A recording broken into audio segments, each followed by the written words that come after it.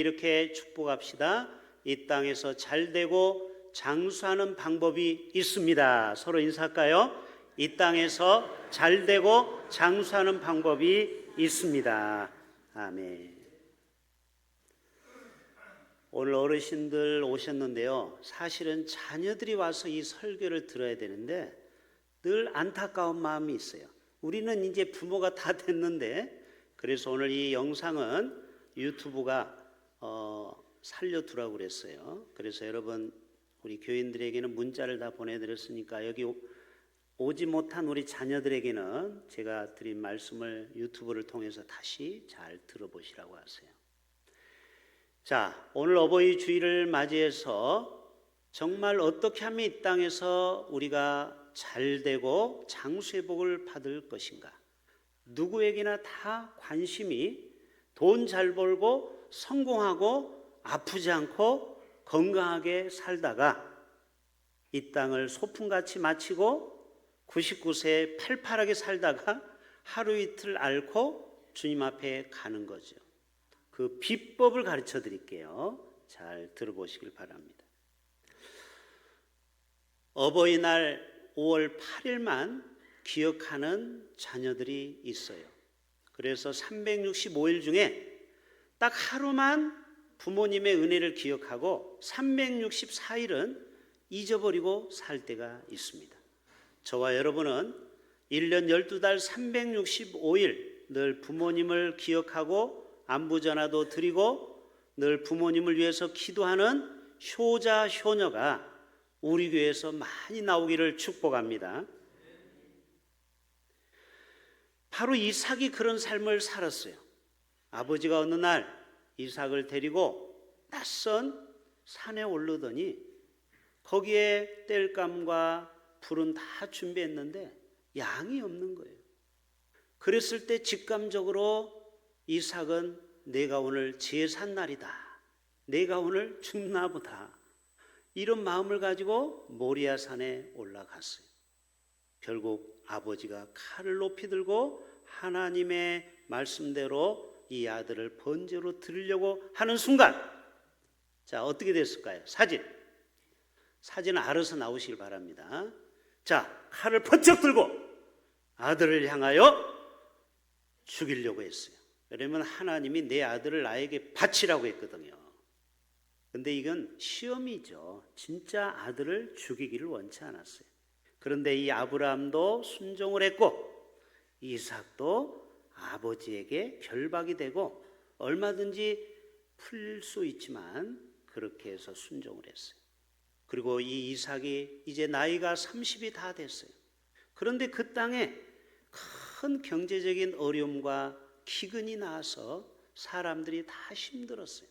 요즘처럼 우리나라가 이런 경기가 안 좋을 때처럼. 그런데 이삭만큼은 희한하게도 하나님이 100배의 복을 받게 하여 주신 줄로 믿습니다. 이게 뭐냐? 아버지 아브라함에게 저렇게 순종의 삶을 살았다라는 거예요. 바로 이것을 오늘 에베소서를 통하여 우리에게 가르쳐주고 있습니다. 내 부모에게 순종하라, 공경하라. 그리하면 네가 이 땅에서 잘 되리라. 그리고 장수하리라. 그래서 이삭이 몇 세까지 살았다고요? 175세까지 장수의 복을 누리게 되었어요. 그런데 성경에는요, 불효자도 있어요. 불효자, 효도하지 않는 자녀가 있어요. 바로 노아의 아들 함이 그래요. 노아의 아들은 셈, 함, 야벳이 있었는데 그 당시에는 포도 농사를 잘 지어가지고 너무 포도주를 많이 드셔가지고 몸에 열이 나가지고 그만 바지를 벗고 주무시는 거예요. 얼마나 창피한 노릇입니까? 그런데 함이 둘째 아들이 들어가서 그것을 아버지의 수치를 가려주지 않고 밖에 나가서 형과 동생에게 떠들고 아버지의 수치를 드러냈습니다. 이것밖에 잘못한 게 없어요. 어떻게 보면 부모의 그 명예를 지켜주지 못한 거죠. 그 이후로 하나님이 어떻게 했어요?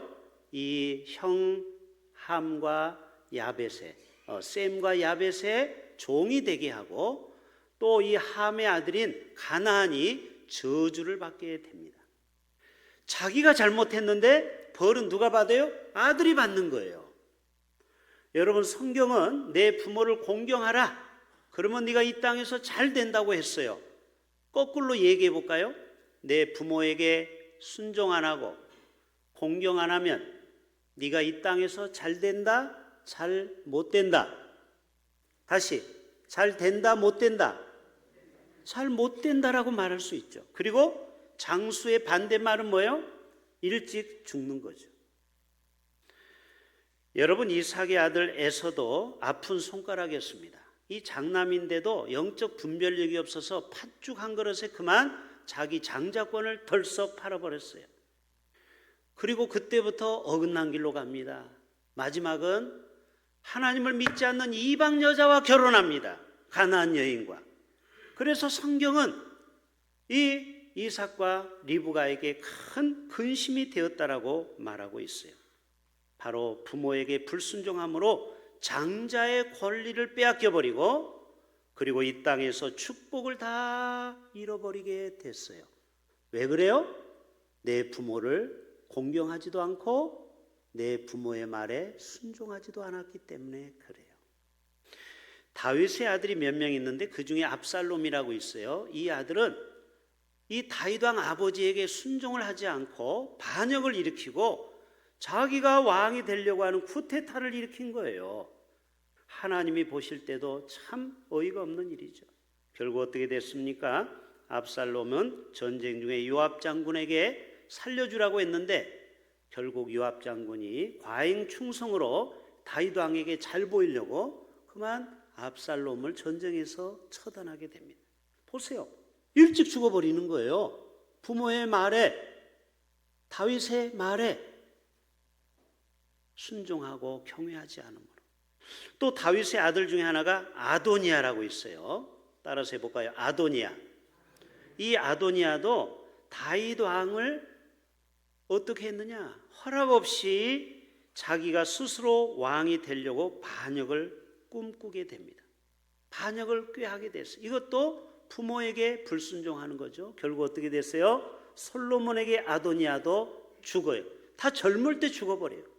하나님이 세우신 하나님의 거룩한 부모에게, 하나님의 그림자라고 하는 부모에게 순종하지 아니하므로 결국 그들의 삶이 이렇게 비참하게 끝나는 것을 보게 됩니다. 자, 오늘 사진을 몇 장 준비해 왔어요. 한번 보여줄까요? 자, 세상 모든 건 다 변할 수 있어요. 그러나 엄마의 사랑은 변하지 않아요. 동의하십니까? 아무리 아들이 70대가 되어도 부모 90대 부모는 뭐라고 그래요? 길 조심하라고 하고 횡단보도 파란불에 건너가라고 해요. 그리고 쫓아와서 오늘 봄 날씨가 춥다 하고 외투를 건너주는 거예요. 이것이 바로 첫 번째 그림이에요. 반주자님. 자, 두 번째 그림은 눈물로 피는 꽃이라는 수필 이야기가 있어요.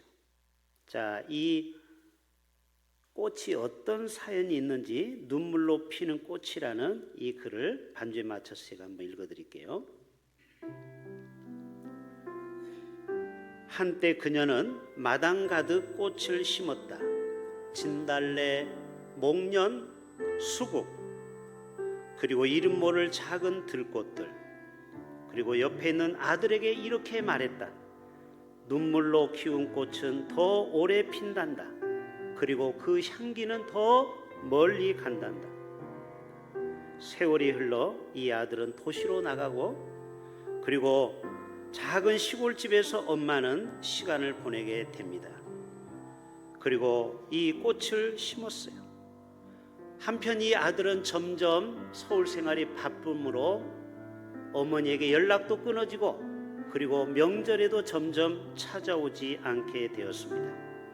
그리고 어느 날 수술을 크게 받고 자기가 얼마 살지 모르는 것을 알고, 여러분이 보는 오른쪽 그림처럼 하얀 국화를 하나 심어 놓았습니다. 그리고 이렇게 말합니다. 이건 마지막 꽃이 되겠지. 그리고 눈물을 한 방울 한 방울 꽃 위에 떨구었습니다. 그리고 몇 주 후에 엄마는 돌아가시게 됐고 장례식에 아들이 찾아왔어요. 그리고 엄마의 방에 들어가니까 엄마의 냄새가 나요.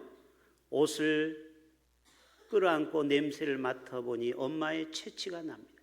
그리고 마당에 가봤더니 국화 한 송이가 피어 있습니다. 그는 깨닫게 되었어요. 그렇구나, 엄마가 나를 기다리다면서 이 꽃을 여기에 심어 놓았구나. 엄마, 왜 나 기다렸어요? 왜 혼자서 다 견디셨어요?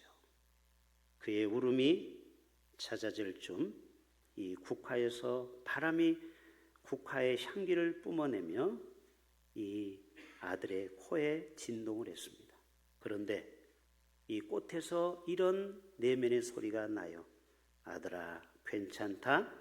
나는 내 눈물 속에서 다시 피었으니까. 자, 우리가 눈물을 글썽이면은 눈물 속에 꽃이 보이는 거 압니까? 아니, 물 결정체가 꽃처럼 이렇게 보이잖아요. 그래서 여러분, 이 어머니는 자식을 그토록 기다리고 살았다라는 것입니다. 두 번째 사진 보여주세요. 저희 부모님도 50년 전에 저희 곁을 일찍이 떠나갔지만 지금도 저희 어머님, 특히 김수님 집사님은 우리 자녀들을 위해서 눈물로 기도하는 것을 저는 느껴지고 있습니다. 다음 그림에 보면은 우리나라의 가옥 구조를 보면은 이 부엌에서 엄마는 많이 식사를 해요. 자, 그런 집이 있었죠? 네.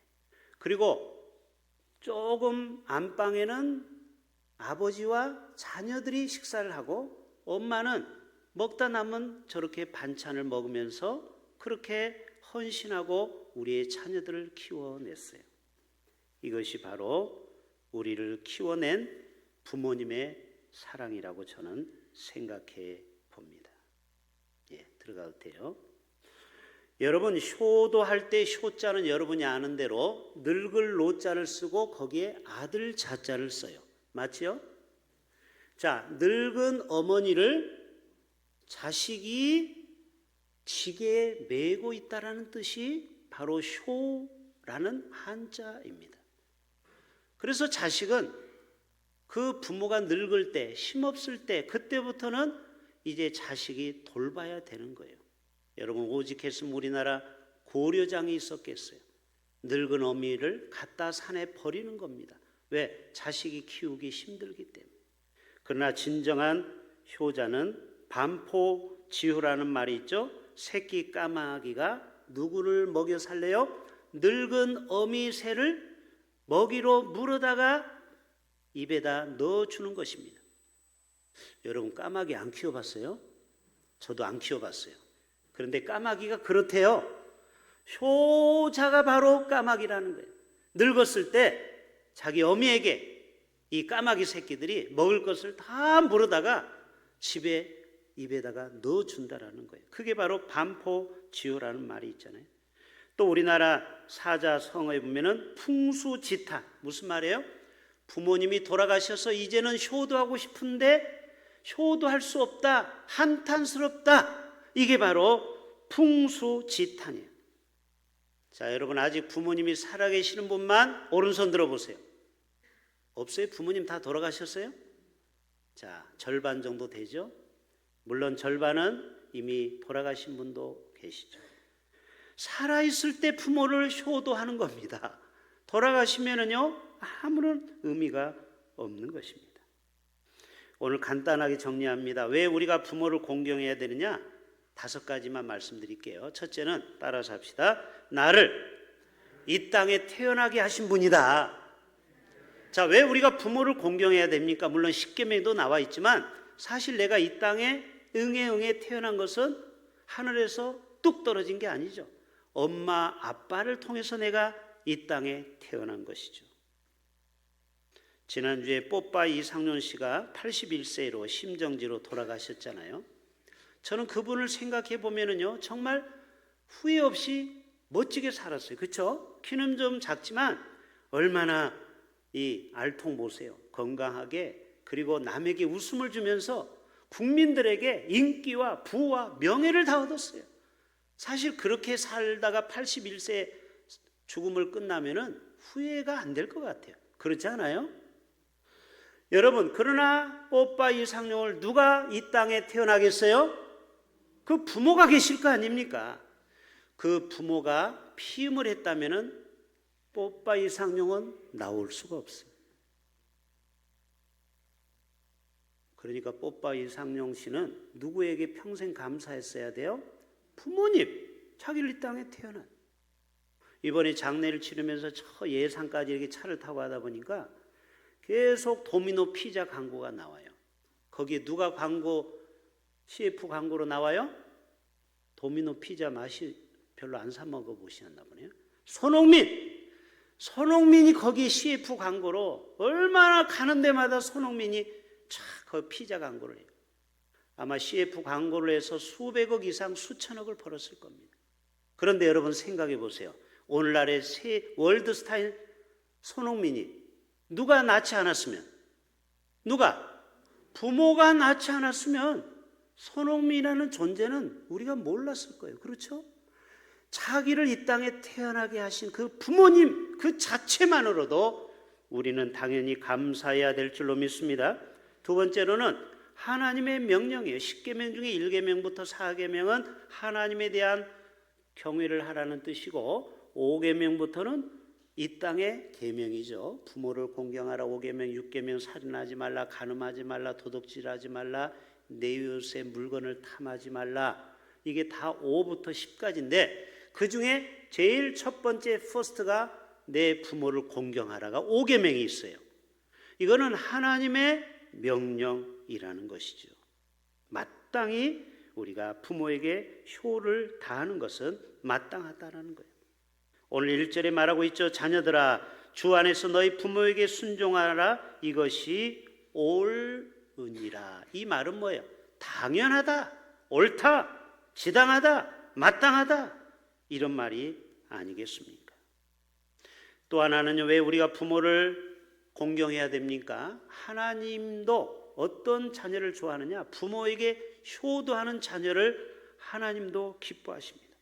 골로새서 3장 20절에 자녀들아, 모든 일에 부모에게 순종하라. 이는 주 안에서 기쁘시게 하려 함이니라. 하나님도 효녀를 기뻐하신다라는 것이죠. 잠언 15장 20절에도 지혜로운 아들은 부모를 즐겁게 하여도, 부모를 근심되게 하는 자녀는 성경에서 어떤 자녀라고 했어요? 어리석은 자녀라. 바보라는 거예요, 바보. 그러나 정말 지혜로운 자녀는 부모를 기쁘게 하는 자녀가 바로 하나님께서도 인정하는 자녀라는 것이죠. 여러분, 칼빈 선생은요, 아주 엄하게 이렇게 말합니다. 부모를 업신여기는 자, 부모를 공경하지 않는 자는 인간이 아니라 짐승이다. 충격적인 말을 했어요. 여러분 주위에 부모에게 불순종하고 부모 마음을 아프게 하고 끝까지 불효하는 사람은 인간이 아니라는 거예요. 뭐라고요? 짐승과 같다. 여러분, 짐승도 자기 새끼가 아프면 돌보고 나중에 또 그 새끼가 나중에 엄마가 아프면 또 돌봐줍니다. 예? 그게 바로 미물도 까마귀도 부모가 힘들면은 먹이를 물어다 주는데 인간이 그렇지 못하면은 짐승보다 못하다는 거겠죠. 예, 맞습니다. 지금 동의하셨어요. 예. 그렇기 때문에 이 땅에서 잘되고 장수하는 비결이 뭐라고요? 여러분의 부모, 혹시 부모가 안 계신 분이 있으면 여러분의 주위에 있는 어른들을 이렇게 한번 잘 섬겨보세요. 그러면은 똑같이 그 복이 나에게 오는 것입니다. 내 아버지와 어머니를 공경하라. 이것이 약속 있는 첫 계명이다라는 것입니다. 여러분, 불순종하는 사람이 왜 불순종할까? 제가 한번 연구를 해봤어요. 불효자는 특징이 있더라고요. 불효자는 사회적 심리적 특징이 있어요. 두 가지만 말씀드릴게요. 첫째는 부모에 대해서 분노가 많은 사람은 부모에게 불효하는 거예요. 다시, 혹시 여러분 자녀가 여러분에게 불효를 하고 있습니까? 이유가 있어요. 여러분이 어렸을 때 이 자녀에게 억압적으로 키웠거나 상처를 크게 줬거나 이 자녀에게 못할 짓을 했으면 이 자녀가 어긋난 길로 일부러 불효를 해서 복수를 하는 거예요. 누구에게? 자기 부모에게 복수를 하는 거예요. 그제죠. 그 꽃고무에서 온보현이라는 살인마를 다뤘어요. 정말 너무너무 섬뜩한 얘기인데 이 온보현이라는 청년이 38살인데 일기장을 공개했어요. 자기는 38명을 죽이고 떠나겠다. 세상에 좋은 꿈이 아니고 나쁜 꿈을 갖고 있는. 그래서 결국 2명을 살해하고 4명을 다치게 했고 그리고 결국 사형이 되었어요. 지존파 사건 알죠? 그때 같이 중첩된 사건이 있어요. 프로파일러가 이 사람을 팠어요. 왜 전혀 알지 못하는 2명을 죽였는가? 아버지에 대한 복수를 하고 싶었다라는 거예요. 왜? 아버지를 망신시키고 내 자식이 살인마라는 것을 복수하고 싶어서 자기는 원래 38명을 죽이려고 했는데 그만 2명 죽이고 자수해서 세상에 다 알려지게 되었다라는 거예요. 저는 그것을 보면서 충격을 받았어요. 야, 우리 부모도 참 잘해야 되겠구나. 우리 부모로부터 받은 상처는요, 치유가 안 되면은 그게 평생 간다라는 거예요. 그래서 가끔 보면은 일부러 자식이 불효를 저지릅니다. 왜? 복수하는 거예요. 복수. 여러분, 오늘 어버이 주일을 맞이해서 우리 부모와 자녀 간에 그런 어떤 어렸을 때 상처가 있으면은 우리가 싸매어줘서 회복할 수 있는 치유와 회복의 시간이 되기를 축복합니다. 그러면요, 다시 관계가 좋아질 수 있어요. 관계가 좋아질 수 있어요.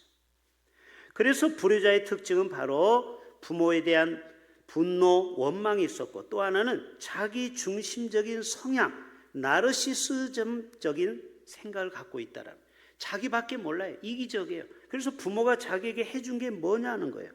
그래서 결국 불효자는 끝까지 부모의 은혜를 잊지, 기억하지 못하는 것입니다. 그래서 가정이 엮이는 가정, 그리고 부모에 대한 트라우마를 겪은 가정들은 지금 이래도 부모와 자녀 간의 공감과 치유를 통하여 이 관계를 회복하면요, 아이가 돌아올 수 있어요. 탕자에서 성자가 될 수 있는 것입니다. 자, 마지막 사진 한 장 보여줄까요? 정말 부모에게 효도를 다한 미국의 제1대 대통령 누군지 아세요? 조지 워싱턴이라는 사람이에요. 자, 여기 백악관에서 그때는 사진기가 없어서 그림을 그렸어요. 저 멋지게 생긴 분이 조지 워싱턴 대통령이고 그 옆이 자기 자녀고 앞에가 자기 부인이고 오른쪽에 엄마예요. 그리고 뒤에가 종이 지금 서빙을 하고 있어요. 이해되십니까? 자, 이 엄마와 조지 워싱턴의 이야기를 하고자 합니다. 어느 날 대통령이 되기 전 얘기예요. 원래 조지 워싱턴의 꿈은 바다를 좋아했어요. 남자는 말이야, 사나이는 바다 사나이가 돼야지. 마린보이. 그래가지고 선원을 하려고 지원서를 냈어요. 이 부산에도 선원 모집하잖아요. 그런데 여러분, 바다가 위험해요? 위험하지 않아요? 위험하잖아요. 지금은 많이 안전장치가 있지만 지금부터 500년, 600년 전에는 정말 위험했거든요. 그러니까 이 자식을 잘못하면 잃어버릴 수 있는 거예요. 그래서 이 엄마가 이렇게 말합니다. 내가 딱 아들아, 소원 하나 있다. 너 바다 나가는 거 지금 포기할 수 없니? 다른 직업을 찾아보면 좋겠다. 그런데 이 아들이 순종을 했다, 안 했다? 했다. 안 했으면 지금도 바다에 가서 고기 잡는 그냥 평범한 선원으로 인생을 마쳤을 거예요. 그런데 바로 꿈을 접고, 그러면 제가 무슨 일을 할까요? 그래, 한번 공부하면서 하나님께 기도해야 하면서 물어보자. 이렇게 조지 워싱턴이 자라다가 나중에 대통령이 되었다라는 거예요. 보세요. 부모에게 말을 잘 듣고 순종하니까 이러한 위대한 축복을 받게 된 것입니다. 여러분, 이삭도 백배의 복을 받았다고 했고요. 요셉도 아버지 야곱의 말대로 세겜에 가서 형들을 찾아가서 심부름을 했어요. 이거는 오후 예배 시간에 얘기할게요. 그리고 다윗도 아버지 이새의 심부름으로 형들에게 도시락 심부름 가다가 누구를 만났어요? 골리앗을 만나게 되고 골리앗과 싸워서 이겨서 사울의 사위가 됩니다. 그렇죠? 딸하고 결혼을 해요. 그리고 결국 다윗이 왕이 됩니다. 뭐를 잘해서? 따라서 합시다. 심부름을 잘합시다. 자, 부모가 야 오늘 콩나물 사와, 너 어디 갔다 와라 그러면 심부름을 잘해야 돼요. 그래야 여러분 축복을 받는 겁니다. 예? 이게 바로 여호수아가 그랬어요. 여호수아는 뭐예요? 모세 시종. 시종이 뭐예요? 도와주는 비서 역할을 한 거예요. 예? 가방 못지, 가방을 들어주는 거예요. 어디 가자 하면 네, 차 대기해, 네. 이렇게 몸종처럼 순종하는 여호수아. 어떻게 됐어요? 모세 다음에 위대한 종이 되지 않아요? 여러분, 우리 자녀들은 부모에게 이렇게 순종의 삶을 살아가셔야 될 줄로 믿습니다. 마지막 고훈 목사님이 오늘 주보에도 실었어요. 어머니라는 시를 읽고 마치겠습니다.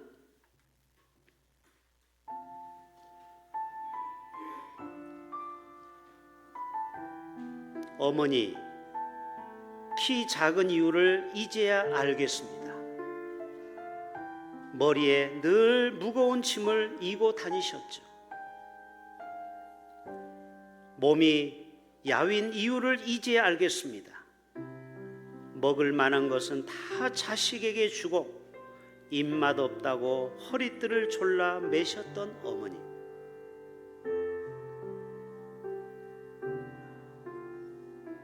어머니가 병드신 이유를 이제 알겠습니다. 우리가 아플 때 주님 이 아픔을 내게 주시고 내 아들 내 딸은 건강을 주시옵소서. 그 기도 지금도 기억해 봅니다. 서둘러 이 세상 떠나 하늘나라로 일찍 가신 이유를 이제야 알겠습니다.